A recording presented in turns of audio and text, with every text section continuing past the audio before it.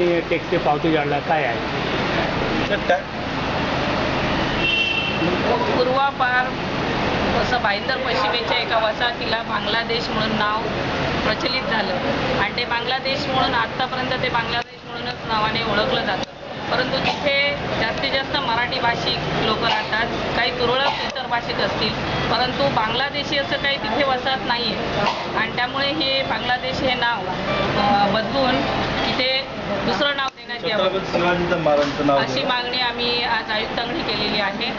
आणि त्या संदर्भात ते टॅक्स पावती म्हणा किंवा पोस्टाचं आधार कार्ड म्हणजे इतर सगळ्या डॉक्युमेंटवर हे आज बांगलादेश म्हणून नाव मेन्शन केलं जातं आणि त्याच्यासाठी आम्ही विरोध केला की संबंधित बाबतीतलं बांगलादेश नाव बदलण्याची कार्यवाही महानगरपालिकेच्या माध्यमातून व्हावी आणि त्यांनी ते सगळ्या डिपार्टमेंटना कळवावी, जेणेकरून यापुढे त्या वसाहतीला बांगलादेश म्हणून ओळखलं जाणार नाही अशी आम्ही मागणी आयुक्तांकडे केलेली आहे. त्या संदर्भातील निवेदन आज आम्ही देऊन आलेलो आहे.